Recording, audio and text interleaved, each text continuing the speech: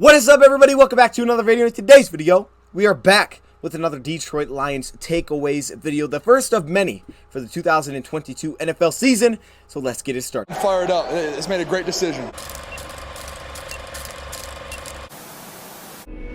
Great teammates, coaches, and other people who want to be Super Bowl champions. And we are. We're going to do it this year. And we're going places because we want to go places. Touchdown, Detroit Lions!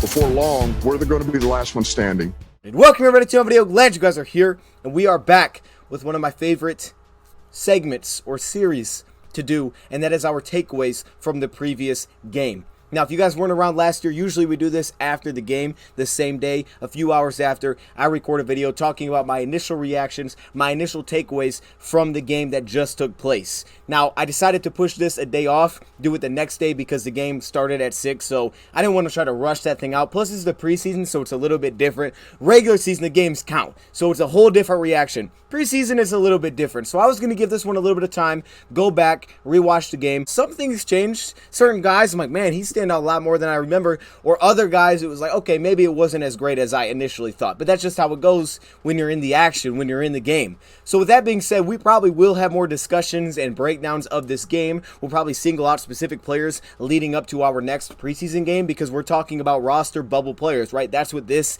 is about. But I did want to give you guys my first takeaways video, and yes, I have rewatched it, yes, I have gotten my notes, but I thought we'd spice it up a little bit for this first episode, and I put together kind of a list of my studs, my duds, and my up downs. I'm calling it up downs because everybody talks about Dan Campbell doing up downs, so up downs. I did not include every player here, even though there's a pretty good amount. I probably could have. I mean, technically, I probably could have put everybody in a category, but I tried to pick the players that stood out and had at least a relatively good sample size. Also, we have cuts coming up, so these types of videos, man, I love them, though. I love the takeaways video just to talk about what we just saw. So let's do a quick little recap. Also, shout out to everybody that was in the stream last night. Really appreciate you, all the support. My man Kevin C went absolutely nuts yesterday. I appreciate you, my guy. That was an awesome turnout, and it was great to have you guys back for the season. It was just great to watch some dang football. Plus, the game was pretty darn entertaining too, so I mean, it worked out perfectly. With that being said, quick little recap of the game, if you didn't see it, or if you kind of, hey, it was a long night, you forgot what happened.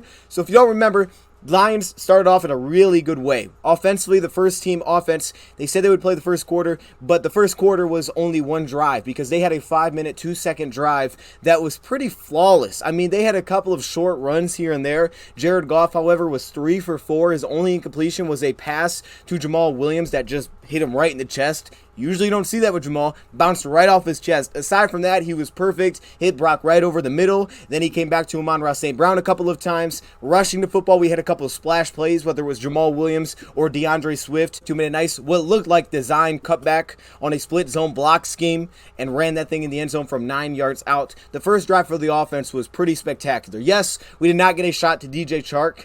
I kind of expected that, but we didn't get a shot to Josh Reynolds either. Right now, TJ Hutchinson was not playing, but it was our first time seeing the entire starting offensive line. And my goodness, could you definitely see it, especially when I rewatched it, because sometimes when you see short runs, you're like, well, why did that happen? I'm going to tell you what, I definitely don't think it was the offensive line. The offensive line was incredible, and we anticipated that they should win this battle, right? Atlanta's defensive line was not great last year. They have a couple pieces. They have a couple of new young guys to the mix, but this was a battle that our offensive line, as much hype as we've been giving it, should definitely win. And I think they've had good practice so far through training camp, and they absolutely, in my eyes, just dominated that entire first drive. So it was an excellent start. Lions go up 7-0. Then defensively, the Lions gave up a 9+ minute first drive that basically ended the first quarter. I mean, the drive was extremely long on 12 plays. There was a couple of flags mixed in there as well. Lions had a couple of opportunities to get off the field. They had a third down. I believe it was 5. They kicked Aiden Hutchinson inside. They ran it to the left. Derek Barnes was in position to probably make a play, and he just basically looked like he whiffed on the play from the angle that we have. It's better with the All-22, but they don't give us that for preseason, so you know how it goes. Then a third down later in the drive, Jeff Okudah gave up his one completion to Kadero Hodge. Very long possession, a lot of broken contained plays, a lot of scrambles, a lot of bounce outsides. That's what it was. And really watching it back, just kind of taking it all in, rewatching it, I think there was a a lot more good than I remember from last night, just in terms of individuals, what certain guys brought to the table. There was a lot of good there, and we'll get to that in a second. But with that being said, that's how the game kicked off. We were then into the second quarter. Tim Boyle led the wave through a very entertaining rest of the first half. We were tied at 17 each. Falcons got a field goal right before half. Lions made a good stop to get up the field. Shout out to Mark Gilbert with great coverage. And also a guy started to shine at about this time. We're going to talk about it. Then in the second half, we saw Tim Boyle for a drive. Unfortunately, it ended on an interception where he looked like he kind of just forced it to Khalil Pimpleton on a crosser. Probably not a good decision. It was late. It was undercut. It was picked off. Then we saw David Blau. And I'll say David Blau played a pretty good game. I believe he was 18 for 28 on the day. He had some pretty good success, but unfortunately the game just ended in a terrible way for the Lions. They get a field goal. You're feeling good. They're up 23-20. Then they get a really good stop led by John Kaminsky with an awesome tackle that stuffed it. Get the ball back. Pick up a couple of crucial first downs to Tom Kennedy, who is absolutely amazing again like he's been in the preseason. He was the only guy that went over 100 yards receiving on 8 receptions. He was outstanding. Pick up a couple first downs. Look like Lions are going to seal the deal. Atlanta's burning 2 timeouts. And then he drops the snap. The snap was getting up on from Ryan McCollum, who was definitely one of the up-down type of players from this game, and it turned into a fumble. Falcons dove on it. They scored on a 4th down. Improbable, just heaved to the end zone. They didn't really have anything open. Boswell was not in a terrible spot, but because of how it played out, got in better position than Boswell, scored. Lions had one more shot at it, and they ended up getting to about the 50-yard line. It was a really tough sack that they took there. They got to about the 50, a heave to Tom Kennedy, and at that point, they kind of just ran off the clock. There should have been 1 second left if the clock is right, if they're rewatching it, but either way, they ended it. It ended there. There was a lot of good notes for it. So again, I expect the Lions will not be playing their starters anymore. I do wonder a little bit about guys like Aiden Hutchinson, but I really don't think he's going to play either because Aiden Hutchinson didn't even play the entire first drive. He didn't even play the entire first drive. They got inside of 20. They took him out for a couple of plays. So I doubt that Aiden Hutchinson plays again either, and I'm okay with it. I've seen what I need to see. Aiden Hutchinson is who we thought he would be. So with that being said, let's dive into some of these names specifically. Get some shout-outs here for sure. Let's start off with some of the studs that I listed from this game. Yeah, that's a pretty hefty list here. We'll start off at the top with Anthony Pittman. I put him at the top for a reason. The rest of the order doesn't really matter. And I think he had a case to say, hey, I was the MVP of this game, or at least the defensive MVP of this game. And he got really good reps. We've been hearing the Lions have been putting him in work game as like a Sam linebacker, like an edge defender within this defense in base packages. Then on sub packages, he even did rush sometimes off the edge. So I was very curious to see what the Lions saw in this player. And I think live, I saw him flash a few times, but I wasn't really sure what the Lions were seeing in Anthony Pittman. That is until I came back and rewatched the game. Anthony Pittman looked really darn solid at this position. He made a lot of plays. He had a couple of stretches there where he was consistently in the backfield, and he showed a lot of versatility within his game. Now, I anticipated that him at this Sam backer position could drop into the flats and cover there. I mean, that's something that I anticipated because he's played the off-ball linebacker position, and he held that down. So I understand him bringing that to the table. But what about his ability to set the edge? We saw that. How about his ability to get to the quarterback? Probably my biggest question. His ability to beat offensive tackles. Sequence against the left tackle for the Atlanta Falcons, Rick Leonard, where he beat him twice, both time with little long arm moves that he utilized. The first time he used a long arm, swam over top, got inside. Then he used another long arm to get the edge. Then you saw him beat a tight end off the edge with a little hesitation and get around. And then you also saw him win on a stunt. And then later they slide protection. I believe this was him. I couldn't really tell by the clip, but they slid protection right before half, trying to hit a quick like out route, and he just blew through the offensive line, and he was there like that on Desmond Ridder. Anthony Pittman was really darn good. And I'm not saying I feel like, because against the first team, I didn't think he was as dominant. I do definitely have questions about his size on the edge when the balls ran towards him. A little bit better, seemingly off the backside. Doesn't really have much of a dip and bend to finish around the edge, so the interior rush seems to be very important, and the stunts can be a very big spot for him. But for a guy that's a depth piece, I really like the flexibility he brings. So with that said, I'm not saying like, oh, yeah, this guy should start for us. Not be worried about having him as like a backup to a Julian Okwara. Why Julian Okwara is still injured, but he looked really solid. I was really curious to see what pass rush he would bring from this position, because he's shown flexibility in the past, being with the the last regime that we had, but his ability to get pass rush off the edge, I was very curious to see, because James Houston wasn't really standing out in this game, in terms of that. He didn't get a ton of reps either, but he wasn't really standing out in that area. Anthony Pittman really showed an entire package of what he could be. Another guy that was really darn good, because I know linebackers are a hot topic with this team, Josh Woods, like at the bottom of the depth chart there for the linebacker position, because above him they didn't play Alex Anzalone, but they had Malcolm Rodriguez go out there with Derek Barnes to start. Then they had Jared Davis. Chris Board was in there. He kind of mixed in with like the Shawnee and Hamilton, so he was more towards the bottom of the linebacker group. But in his opportunities, he was another guy that I thought came up multiple times. It started off on special teams. He made a really nice tackle on a kickoff. Then you had him in man coverage. The linebacker, he got in a trailing position here, picking up the fullback out of the backfield. They didn't try to peek back and find the ball because he knew he was beat at this point, so he just ran through the play, got his arm in there, and made a pass breakup on like a wheel route out of the backfield. Then you saw him filling lanes as a run defender. One was really good, the way that he played through the blocker and still made the play at the line of scrimmage. Josh Woods made multiple flash plays in different areas. Kind of anticipated we see that again on special teams because he brought that last year and the Lions liked him for that. But to see what he was able to do defensively was very, very impressive, I think, from him. And he got some reps last season, if you guys do remember, like against Denver. He got some opportunities. Lions seemed to like him once they gave him that deal. But it also does seem right now like he's kind of at the bottom of the depth chart. But I think this was a good showing for Josh Woods. If the Lions are going to do something different than what they did last year, like moving linebackers or different players around the depth chart based on how they felt like they performed in the last game, and maybe they don't want to do that because they don't want to make it like, oh, hey, we telling you that this guy was better than you were last game, so we're putting him above you. Maybe they don't want to do that. I don't know. Point is, I thought he had a good game today, and he definitely got in some good light for me. I'll also give some credit to Isaiah Buggs because I didn't feel this as much in the training camp as I did when watching this game back. Isaiah Buggs was a playmaker. And I'll also throw Demetrius Taylor, who I put down there at the bottom as an honorable mention, a little bit in this category as well. Demetrius Taylor had like a stretch of 3 straight plays where you saw the quick first step, his ability to basically just blow up the center, reset the line through the center. And that was game changing. When the Lions started getting edge pressure from the guys like Anthony Pittman and the second and third string units, the game completely shifted because they were getting after it. Play action became very limited. They also were containing a little bit better as well. But when they started getting pressure, the game changed. And against the run, penetration is going to be super, super important defensively. Fill the right lane and then get into the backfield. Like, we have to be able to blow some things up, to just say it simply. And Isaiah Buggs, I thought he looked really darn solid in this game, rewatching him back. That he was playing through the center. Aleem McNeil also had a good rep here. I feel like we're in pretty solid hands with the nose tackle. Demetrius Taylor surprised me a little bit because I'm like, dang, he ain't that big, but he's doing some work here now, okay? But I feel pretty good now after seeing Isaiah Buggs. He also had a pass rush win on their right guard, which he's kind of, in a way, been a little bit known for that actually in the past, more than being with Pittsburgh. He's actually graded out better in that area. I thought he showed consistency in this game. Consistency of not getting blown off the ball here and then here having a good rep. Consistency in the interior, and he looked like a very solid backup nose tackle that I think we can rock with. If he keeps this up, I'm going to feel very good about what we have back there, and I think the Lions will as well. Isaiah Buggs definitely has to be on here. St. Brown, I'll keep it short and sweet. Small sample size, but I thought I at least have to mention him. The guy did have 2 receptions, and he just did what he did. But with that being said, I don't want that to exclude anybody because the offense was very crisp. And I think the DJ Chark effect was there. You saw the play that he hit to St. Brown, which, by the way, I love that throw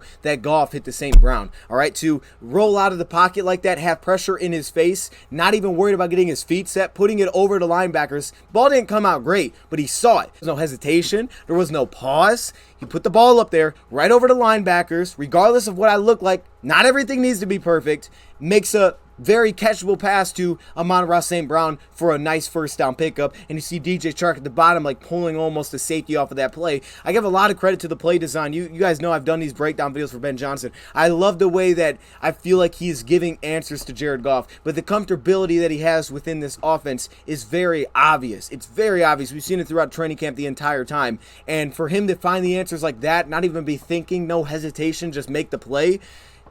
You saw it in flashes last year, but this was awesome. This was awesome. But I will give Amon-Ra St. Brown his credit there. Of course, we have to give Aiden Hutchinson his love as well, because Hutchinson absolutely just set the tone. But I'm going to tell you what, man. In a way, I was like, man, Aiden Hutchinson is in the backboard more in this game than the Lions may have been last season. That might be something that you can fact check, seriously.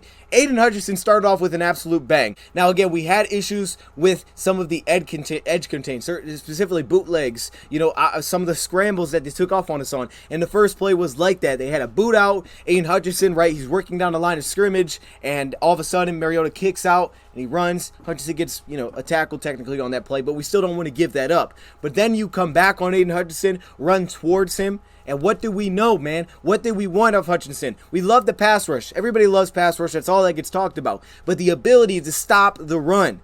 that it's like teams don't want to run the ball towards you. That's what you need to have. You need a guy that can just dominate on the edge, and you could just tell from this game that this is a cornerstone piece in the making for the Lions, if he's not already that. Because I think he's going to win Defensive Rookie of the Year. But he's a cornerstone piece of this defense, and he felt that impact.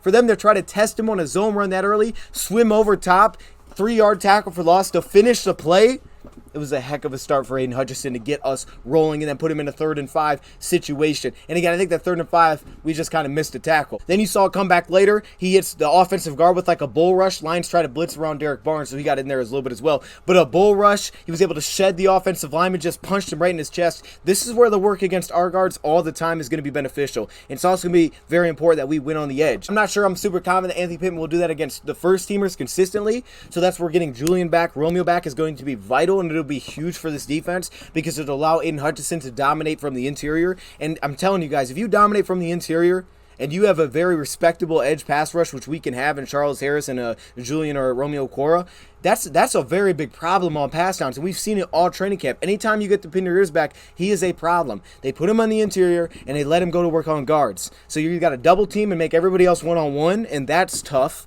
Or you go one-on-one and he's usually beating your guy. Then on the touchdown that they scored, which is why when we get to duds, I have communication and contain in here as well. It went to almost like a duo blocking set on this play. So if, they're setting hard double teams, kind of like a power blocking scheme here.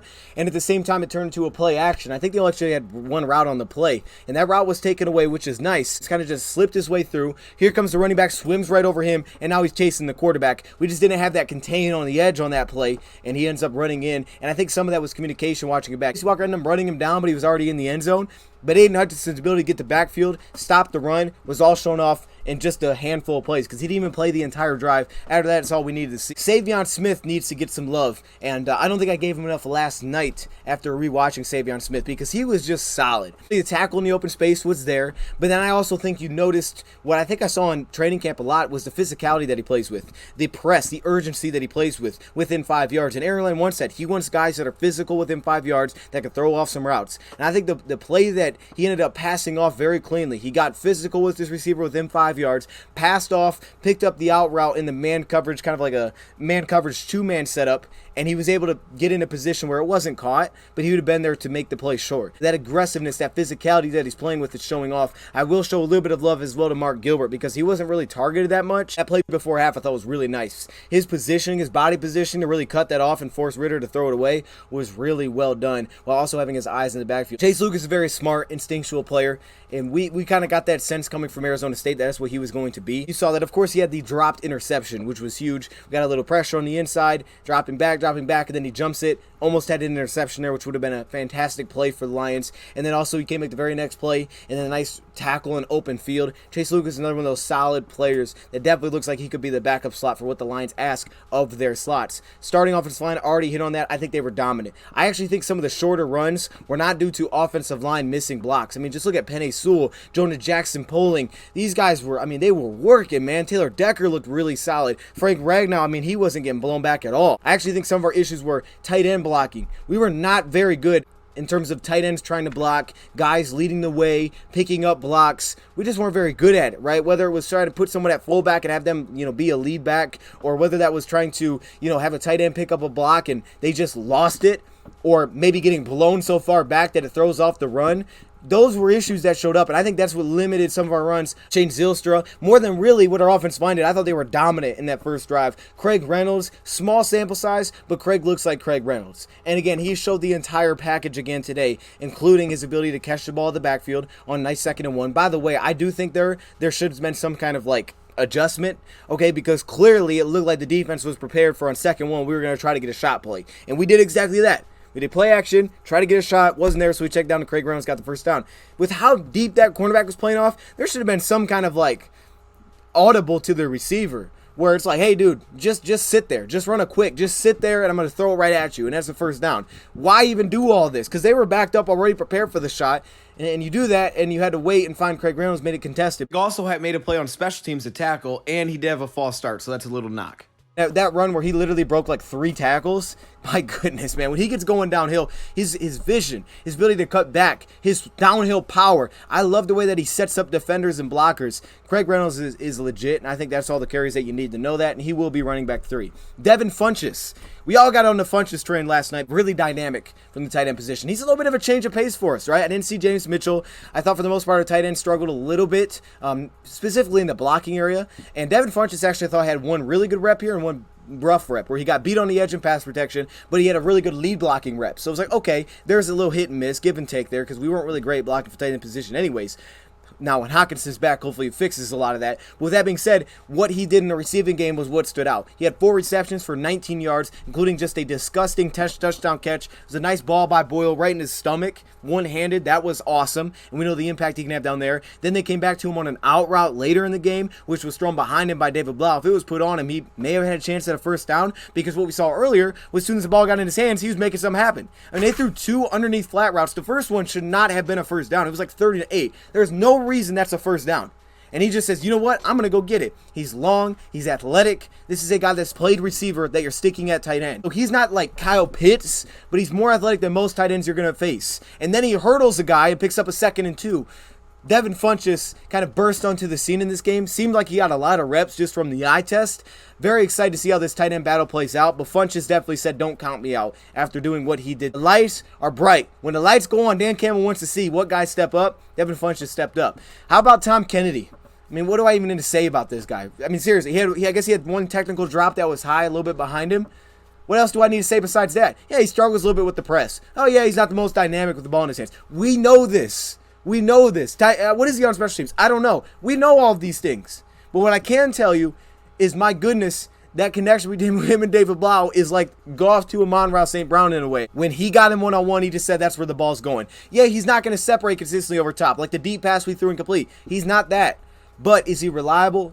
Pretty darn much. He's pretty darn reliable, and he's been that throughout camp. The guy had 8 receptions for over 100 yards in this game. 2 big first down pickups towards the end when it was like, hey, one-on-one, that's where ball's going. Comeback route, okay? Hit you with this, go and then stop route. Got him one-on-one. That's the guy you could look to. How about drag across the middle and go pick up the first down?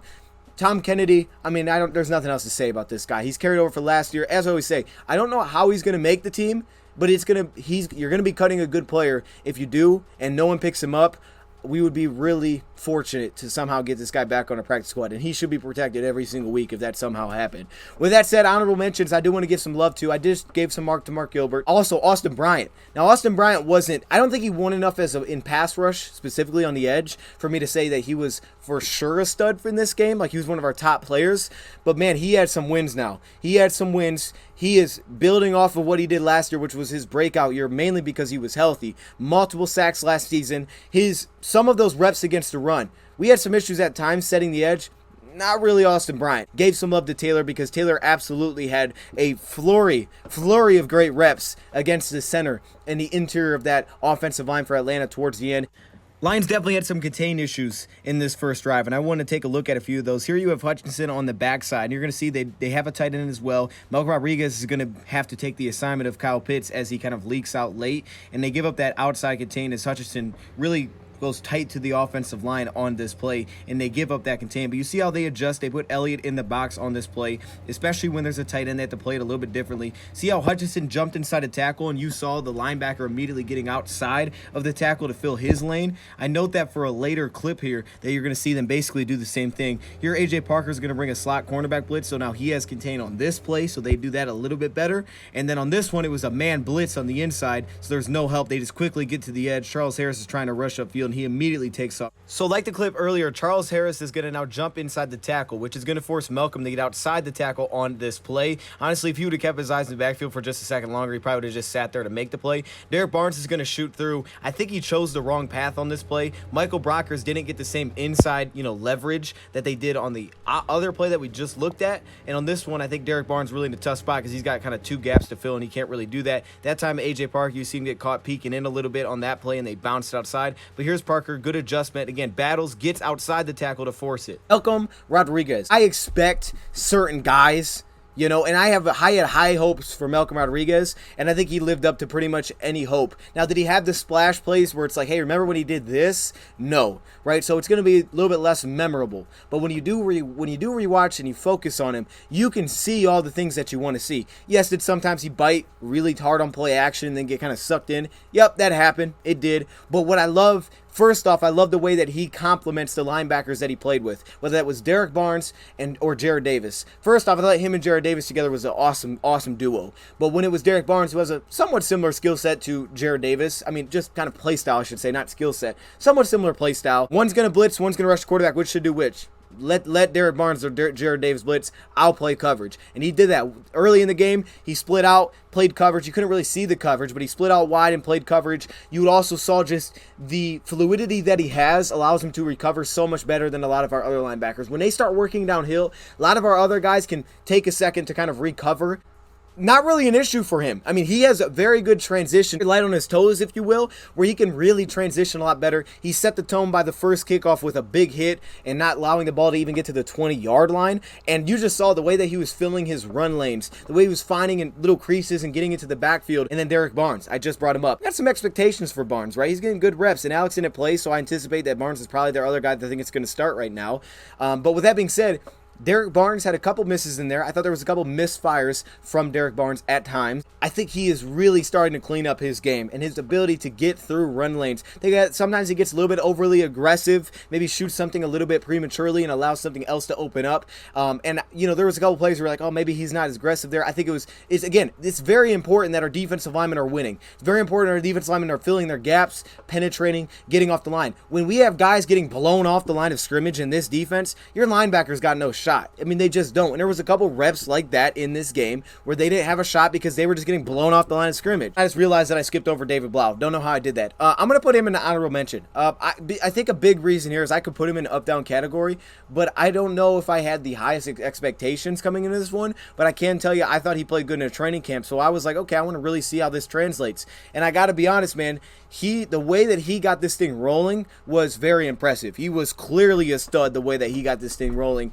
The chemistry, the rhythm that he had offensively, and to have a play like as early as he did, where he found Tom Kennedy, a little bit of pressure, it looked like, oh, maybe he's going to panic, kind of calmed himself, was stuck in the pocket, calmed himself, found Tom Kennedy late for a huge pickup. Tom Kennedy, struggled a little bit with the press, but top of route, got himself wide open. That connection seemed to carry over, and that seemed to get him into a rhythm, where at that point, the timing was much more consistent than it was for Tim Boyle. Hitting routes was much more consistent than Tim Boyle. Was it perfect? Nah, he missed a couple passes here and there. He had some overthrows, but his ability to be a little bit more cool under pressure, I would call it, in terms of improvising certain plays. Like some of the rollouts, the boots that he had, the fake little shovel that he had to get a few yards. I love the rollout that he had where he just looked downfield and faked and he took off for 9 yards. Like he seemed to really be putting a lot of pieces to this together, and there seems to be very high confidence right now with David Blau. Now the last drive wasn't the prettiest, but I'm not really going to put that all on him, right? We had a missed block and it led to a sack, but at the same time, there was a couple passes that got up on him. But for the most part, I thought he played a really, really solid game. And obviously the fumble, it feels weird putting him in stud after the fumble. I just can't bring myself to do it. But I definitely thought David Blau played the better game of the backup quarterbacks. Jeff Okudah, expectations are kind of high. My expectations are very high because I think he's going to be one of our best players. So I'm setting the bar high. But at the same time, understanding that he needs reps and that it's going to take some time with him. And these reps are so valuable to Jeff Okudah. So I understand all of those things. So I'm going to put him in this category. Really, the only kind of down I have is the fact that he gave up a completion to Kadero Hodge. I mean, he was playing outside leverage in a condensed, situation, and he got over the middle on him, and Kadero Hodge had a completion on Jeff Okudah on a third down. It's a spot where you want to get off the field. We brought some pressure, we got after him a little bit, and it gave up that really was the main knock that I had. But honestly, aside from that, there was a lot that I liked. Hip transitions were a little slow, but with that being said, when I watched Jeff Okudah, there was a lot to like. First off, I loved the way that he was playing the underneath routes. I absolutely loved it. The way that he was clogging and shutting down underneath routes that broke underneath from the slot position. The physicality that he was playing with. I loved all of those things. I also loved the way that he was tackling as well. He had two really big time tackles. The first one at the beginning of the game, right, where he kind of just tripped him up. And then the second one was a great open field tackle. And a lot of times you rely on your cornerbacks to contain. He looked great, no, but I think he's kind of getting himself back into it. But man, I thought he looked pretty solid as well. I do think he looked pretty darn solid. Again, he didn't have any pass breakups or anything like like that, that would be like, man, look at Jeff Okudah. But at the same time, if you really think about it, he didn't get targeted much at all. The target that he had was the completion that he gave up, but I love the way that he was playing physically underneath. Kirby Joseph. Now this one I think you can make a case to say he was almost a stud in this game. That said, I think big part for him and a lot of these young guys is always communication. I think there was an absolute clear communication breakdown when they motioned a player to the left, and him and Bobby Price did not seem to talk at all, and they just left the guy wide open. It's like he motioned over there and he was wide open. Kirby made a great open field tackle. He gave up that touchdown. He was squeezed in a little bit, kind of late to get out, and they tried to like leak the flat on the play action. His crazy long arm length almost broke the pass up. Clearly, he was utilized in a lot of man-covered situations. Juju Hughes, who he played with, was utilized as the free safety in a lot of the situations. It just makes sense skill set-wise. But I also think he showed you a lot of what his potential is. We know about the arm length, but specifically what he could be in man coverage. His open field tackling was very inspiring. He made a great tackle through a lane early in the game. Then to make that tackle to save the touchdown on the complete communication breakdown. Very clean tackles. I think he gets a very bad rep for his tackling, but he did say that's something that he wanted to work on, and he looked good there as well. Kirby Joseph, the man coverage upside looks legit, especially, in the situations where you're going to have to ask guys. I think they want to put that on his plate a lot in this game. It wasn't perfect, but I think the potential definitely seeped through. Tim Boyle. Yeah, I'm going to put Tim Boyle here. He probably still would have been in this category, honestly, even if he stopped playing at the end of the first half, because the first half ended well for him. Just throw the touchdown to Devin Funchess was nice, but he still had a handful of missed throws, a couple of high passes. Some of them, I'm not putting them all on him because some of the pass protection was not fantastic, but you could say the same about David Blau. I just think he was, first off, his skill set can utilize a little bit better for his ability to get outside the pocket and make plays than Tim Boyle, so he has that to his game, which is a very big benefit, and David Blau is using that better than Tim Boyle is. I thought when there were some crisis situations, wasn't always the best. With that being said, I don't want to act like he was always terrible when there was pressure. There was a couple good throws that he made, like the one that he stood in, made a really good pass to Trinity Benson with pressure bearing down on him. Then there was also kind of like the misfire, but you could call it just a throwaway. Some people say it was a miscommunication. I think that's what you would chart it as. But the pass that he threw kind of to the corner of the end zone, Jamar Jefferson picked up kind of late on that play, and he just threw it out of bounds. I think that was kind of more of a throwaway than anything, and they kind of like, oh, it was a miscommunication. There's a couple of misfires in there that were high, like the rollout was a little bit high. The interception to me was really tough. I think it was a little bit late. The timing was just late. And I think that just carried over completely to me saying, well, I just haven't seen him find this rhythm in training camp. The timing was late on a lot of throws. And some of them I think is, just timing between him and the receiver. Other ones, like the pass that he made to Khalil Pimpleton, was this a bad decision? I'm not blaming that on timing. I'm blaming that on he shouldn't have threw that pass. There was pressure, and he was kind of forced to step up into the pocket there, but he got a little antsy and forced a pass to Khalil Pimpleton. I got to believe that's where the design was. He had man coverage. Hey, look, Khalil Pimpleton's got the speedy receiver. Find Khalil Pimpleton on this crosser. It makes sense. But it was late. If it wasn't there earlier and he didn't throw it, he should have probably just lived to fight another down and try to find something else. He almost kind of just like seemingly forced it to him. And when you throw that pass late with that kind of coverage, how tight it was on Pimpleton, that there was no separation that was going to be created. He undercut it and picked it off. It was just a bad decision to me. That wasn't a timing like, oh, he just saw it late. Like, nah, he seemed to see it the entire time. He just shouldn't have threw the pass. I think he made some good out-of-the-pocket throws. Obviously the one that he had to Tom Kennedy to pick up about 7 yards. If it would have ended the first half, I would feel a little bit better about it, but the interception was really tough. So I'll put him in the up-down because, honestly, I didn't come in with like the highest expectations for Boyle because I've seen inconsistencies throughout camp, and I think, again, for him and Blau, both things kind of carried over. It was unfortunate, though, to see it like that. He definitely needs to improve, though, next game, and I'm curious to see if David Blau can build upon that. I struggled with a lot of these tight ends blocking, whether it was Derek Deese Jr. I didn't think was blocking extremely well. Actually, Nolan Given probably had the best block for a tight end in this game as a lead blocker. I just didn't think we were blocking very well. Jared Davis I'll put here as well because remember, these are in no specific order. Jared Davis, I thought he was better last night than I think I see now rewatching it. But with that being said, I think it's a little bit more cleared up to what I saw last night. There's a couple misfires there. There was specifically one early when he was in the game where he had to fill the run lane really well. He exploded through it, and he just ran right past the running back. I was wondering live who that was. I didn't know that was Jared Davis. He just ran right past the running back. But like I said, I love the way that they complement each other with Malcolm Rodriguez. I love that. I love how those skill sets really complement each other. And I think the Lions look at Alex Anzalone, if anything, as close as to Malcolm Rodriguez. But where Jared Davis took very massive strides to me is the fact that he looked healthy. That's 100% what it was just as a whole for me because Jared Davis looked so not right with the Jets. I say it all the time. He looked just completely different. It did not look like the Jarrad Davis that I know from when he was with the Lions for years. I did that whole breakdown, and with the Jets, he looked slow. It wasn't like he was maybe always reading things wrong. He just did not look right. They rushed him back. He didn't look healthy. They put him at edge then. It was just like, all right, this is not working. He was rushed back. The coaches said it. He was going to be in a big role of that defense, but to come back in this game, he looked healthy. He was hitting. Obviously, he was blitzing. Yes, he got called for a flag. I'm not dinging him for getting called for a flag. It's not like, again, he was like out of control, saw the ball, and he still ran through him. He stopped himself. He was ran in by a teammate, and he hit the quarterback. It's unfortunate. The call was still pretty weak. It happened, but I'm not going to like knock him for that. He was blitzing his butt off in this game, and I think his zone coverage drops are probably the most impressive because he's done it in the past. He did a lot of Tampa 2 work back in this early regime that we had where he would have to work down the seam. And with that said, he had a really good pass breakup. Be a playmaker on the football is something that he hasn't always been. He has actually really never been much of a playmaker on the football. In the past, he's been able to athletically run with guys, but he never really finished the play. This was a great athletic play in zone coverage to get his hand up and knock it away. Just the sense of that was like, oh, that's great to see from Jarrad Davis. And he had a pick at the end of training camp, so that was like, okay, a little bit of, just being aware of what's around you. The zone drops, the ability to get depth, to close off certain routes. They did another boot, and Malcolm Rodriguez did a great job of getting out there on the quarterback, trying to go cut that thing off, right, because you're all sliding with it, and then he tries to cut out backside. So try to get out on it, and then Jarrad Davis at same time simultaneously dropped back into coverage and started chasing and started helping in coverage there. So it was just like he wasn't in no man's land. He was actually in a spot. He actually kind of had a feel for what was happening. There was just some inconsistencies there at times in this for Jarrad Davis, but with that being said, man, I thought it was actually a really, really solid game. And I think for a lot of Lions fans that don't like Jarrad Davis, it was kind of like this doesn't look that bad. It really doesn't look that bad. I think this scheme is what he needs, and I'm really rooting for the guy.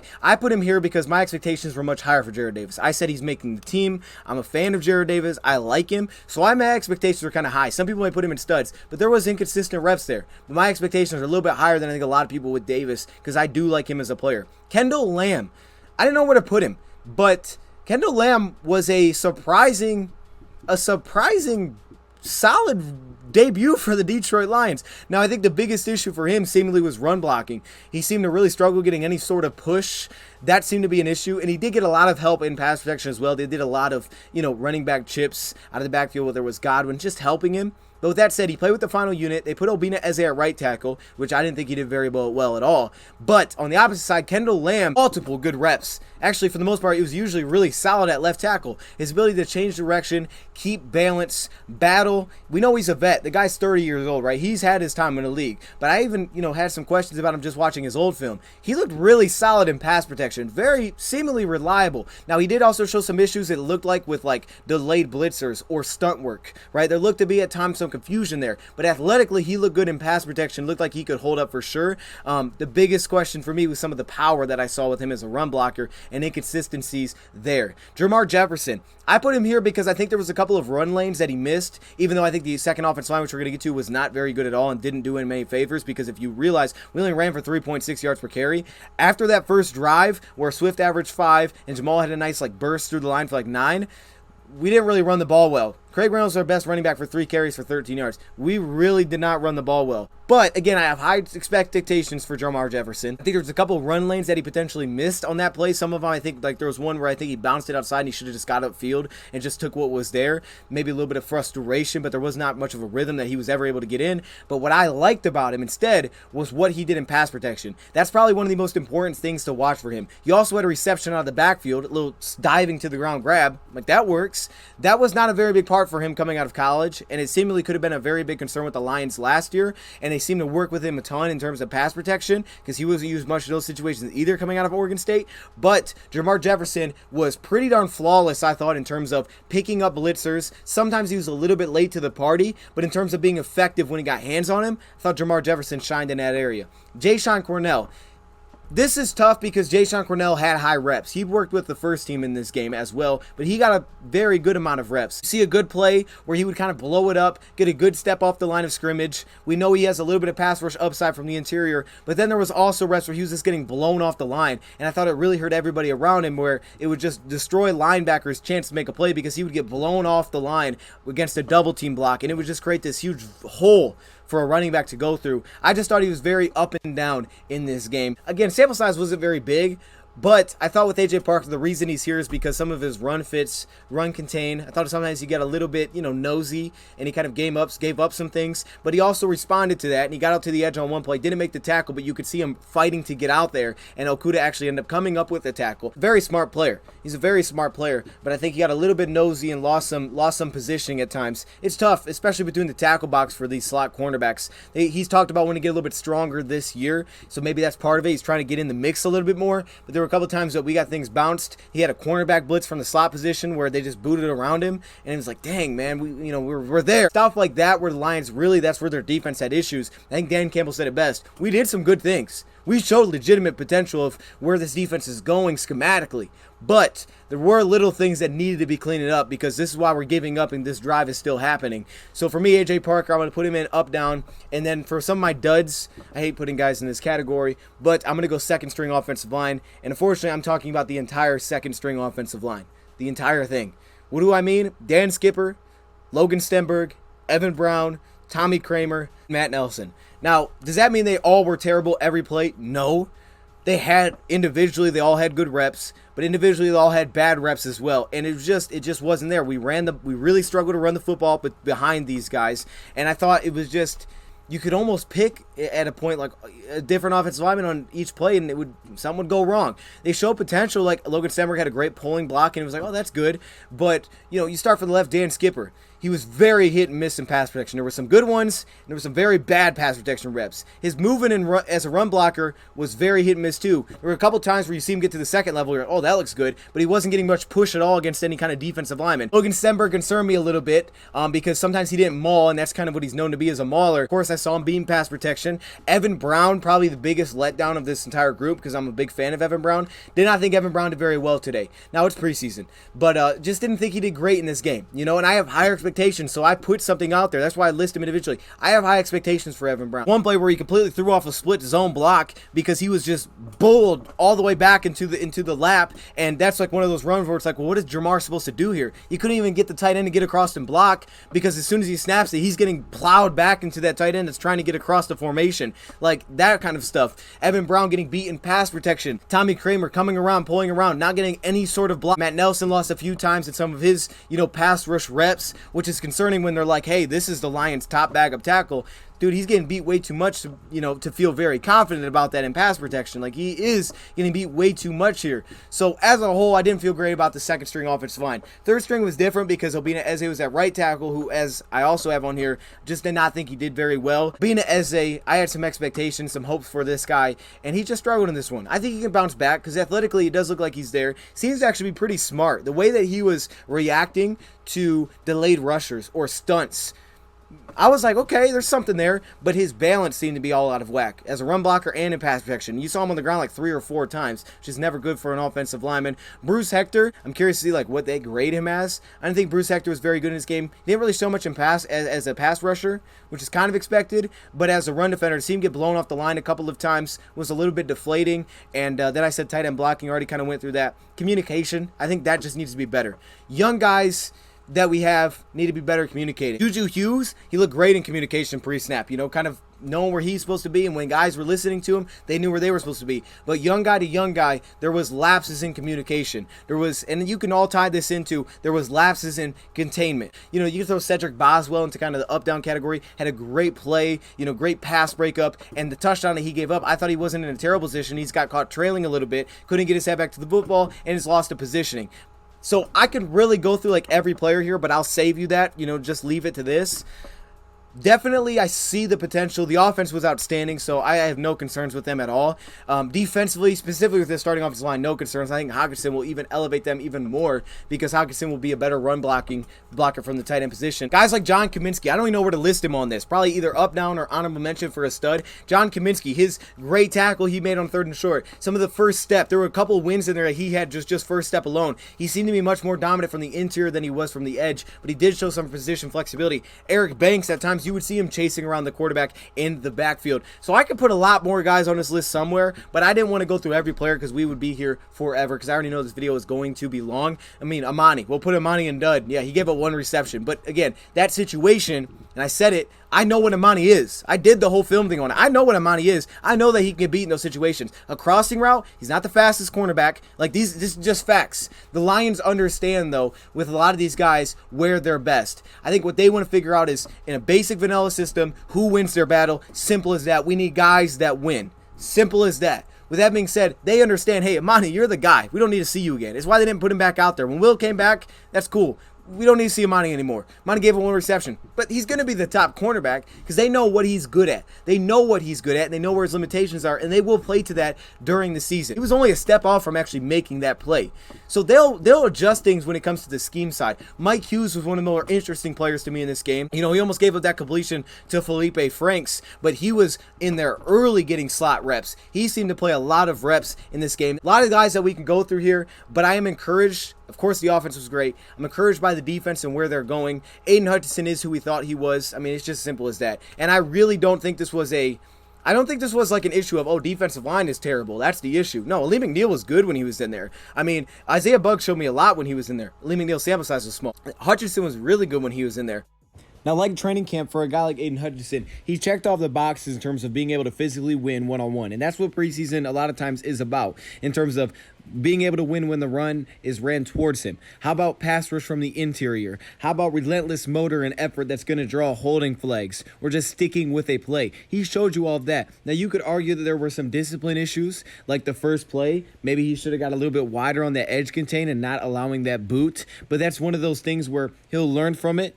They'll teach him in this situation, hey, maybe we got to do this a little bit differently. And there are things like that with Hutchinson and a lot of these young guys. But can he win physically one-on-one? Hutchinson checked all of those boxes, and you know what he is. It's about some of the other things that they'll clean up as they get into the year. In the red zone, there's no one communicating there. I mean, everybody covers somebody, but somehow there's no one like responsible for the quarterback, and he just takes off and scores. It's like that Malik Willis touchdown he had. It was little things like that. To me, it wasn't as much of a concern about player for player. I like our D-line, but when our D-line was rolling in that game, specifically with the second and third units, when Anthony Pittman got pressure, when he was beating tackles and you saw Austin Bryant winning, the entire game changed. They went from a team that was picking up third downs to just doing nothing. They were 3 for 10 on the game on third down. At one point, they were 1 for 7 on third down against us in this game. We looked so much better because we were containing. We were much more disciplined, it seemed, with the second and third unit. That's a reason to be optimistic because Mark Gilbert, Cedric Boswell's, Chase Lucas, they were very disciplined. Juju Hughes, I really liked what I saw there. Kirby Joseph flashed a lot of potential. Those guys were also getting pressure. And those play action sets, those guys were no longer comfortable. And now you have Jared Davis trying to get in the action of pass plays. You have Desmond Ridder throwing incomplete passes left and right. He's just uncomfortable. You have to make guys uncomfortable. We know that. We also have to stop the run, which to me, again, filling lanes, discipline, that needs to be better. And consistently, our defensive line has to win. It really does come down to the defensive line to me. And some of those reps, Cornell didn't always win in there. But Aleem McNeil, Hutchinson, those guys are going to handle their business because they just are what they are. We've seen it. We know what they're about. We know what they're going to be about. That's why you drafted those guys as high as you did. But some of the other guys, without having Levi, there's certain areas where you want to find more consistency and are trying to figure out who those guys are. I think Isaiah Buggs very legitimately could be like our John Pennicidi from last year that they could put out there with the Leam. I feel really good about. I was super impressed with Isaiah Buggs in this game. His ability to handle from the inside was impressive. He could kick McNeil out a little bit and allow them both to be on the field in the interior, and I think you got something going there. Did do a little bit of zone that I did notice in this game, but, we're not throwing a ton at them in this. It's pretty basic, pretty vanilla. By the way, I will throw in Savion Smith. His feel to drop in zone coverage and almost get that pass deflection. Man, Savion Smith was good. There's a reason he's in that studs list. With that being said, I'm not really concerned with the top units. There are concerns with the second and thirds, though, in certain places. And your thoughts, comments below. Thank you, Pride, for watching, and I'm out.